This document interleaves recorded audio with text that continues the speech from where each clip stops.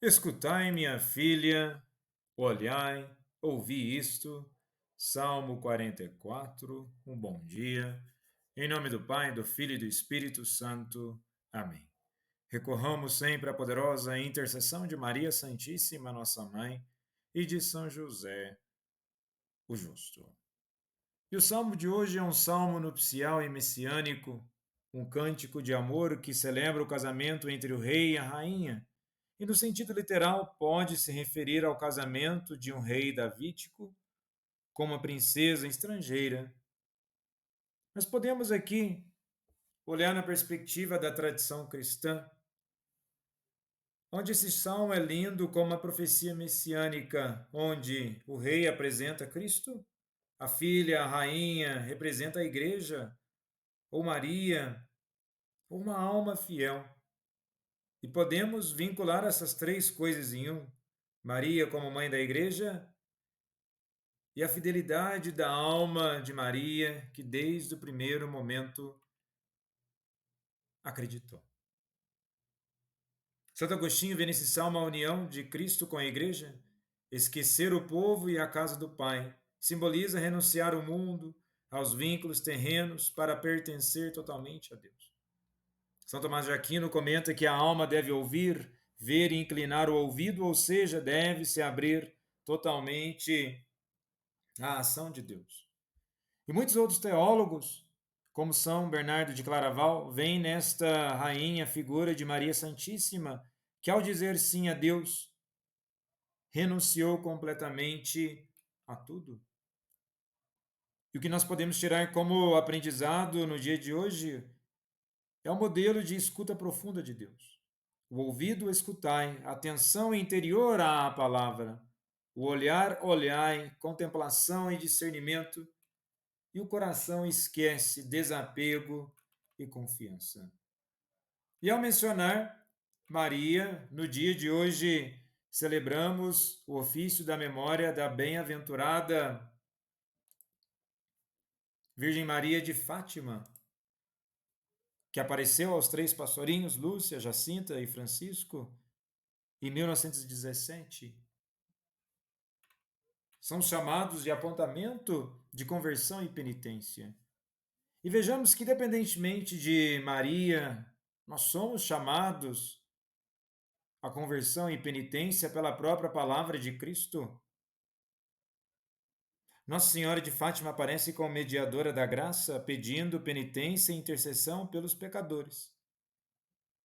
E isso está profundamente relacionado à doutrina da mediação maternal de Maria.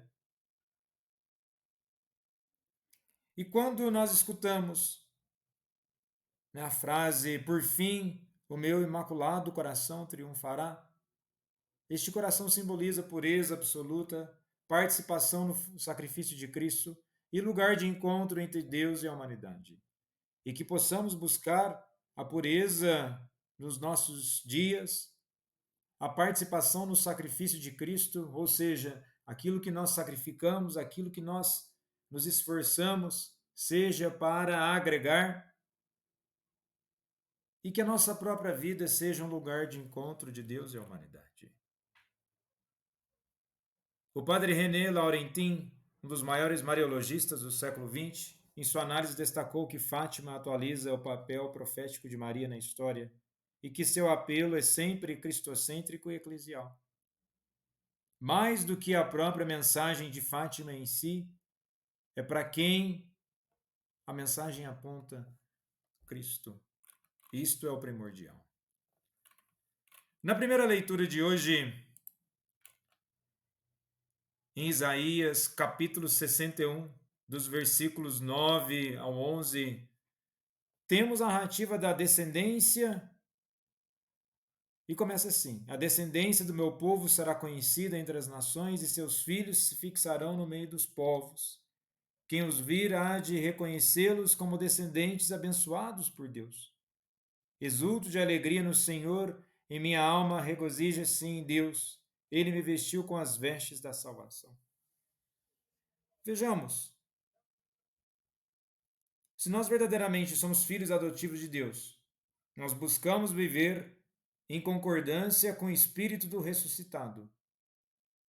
Devemos, então, ter em nossas atitudes uma forma diferente de vida. E nesse sentido, conforme está na leitura, fixarão no meio dos povos, que hão de reconhecê-los como descendentes abençoados por Deus. É mediante o nosso comportamento, a forma que nós reagimos e agimos na sociedade, que seremos reconhecidos ou não como discípulos de Cristo. Essa é a grandeza do nosso seguimento, sermos reconhecidos como discípulos de Cristo, não para a nossa glória, não para o nosso benefício, mas para a nossa própria salvação, porque nós estamos dando testemunho daquele que nos salva e daquele que é o centro de nossas vidas. E no evangelho de hoje, em Lucas capítulo 11, dos versículos 27 ao 28, Jesus trata exatamente da questão da centralidade daqueles que ouvem a palavra de Deus e a põem em prática. Se nós analisarmos pelo contexto, naquele tempo, enquanto Jesus falava, uma mulher levantou a voz no meio da multidão e lhe disse: Feliz o ventre que te trouxe e os seios que te amamentaram. E Jesus respondeu: Muitos mais felizes são aqueles que ouvem a palavra de Deus e a põem em prática. E nesse sentido, ao dizer feliz o ventre, é uma beatitude típica da cultura judaica que valoriza profundamente a maternidade. A expressão, a forma de louvor indireto a Jesus, enaltecendo a mãe por tê-lo gerado. Jesus, aqui no versículo 28, não nega a bem-aventurança de sua mãe, mas a aprofunda e eleva o critério de verdadeira felicidade. Ele desloca o foco do vínculo biológico para o vínculo espiritual, a escuta e a prática da palavra. Antes, em grego, Meniungi não indica negação, mas ênfase ou retificação positiva. Pode ser traduzido como mais ainda, ou antes, melhor dizendo, de fato, mais ainda, aquele que ouve aprofunda o sentido da palavra, aprofunda o sentido da vontade de Deus em sua vida. Muitas vezes nós ficamos ligados às questões materiais, às questões visíveis, mas o vínculo de Maria com Jesus é um vínculo altamente espiritual. São Beda, um doutor da igreja, ele diz assim: não foi o ventre que gerou o Salvador que é mais bendito, mas a alma que guardou fielmente a palavra. Pois se a alma daquela que diz o sim, fiat, a salvação, é a alma que está inteiramente ligada a Deus. Novamente apontando para o sentido cristológico.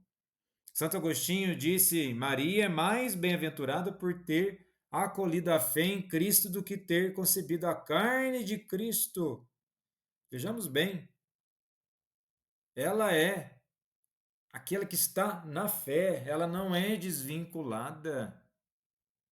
O Papa São João Paulo II, na encíclica Redemptoris Mater, diz: Maria é bem-aventurada porque acreditou. Nela se realizou a bem-aventurança de quem ouve e guarda a palavra de Deus. E novamente ela acreditou na salvação em Cristo. Ela nos aponta para o único e verdadeiro caminho. Independente de mediação de graças, ela aponta para o sentido de nossas vidas, que deve ser a crença em Cristo Jesus, aquele que é e que continuará a ser o amor de nossas vidas e o único capaz de transformar verdadeiramente quem somos. Que Nossa Senhora de Fátima rogue por nós e Jesus, manso e humilde de coração, fazei o nosso coração semelhante ao vosso.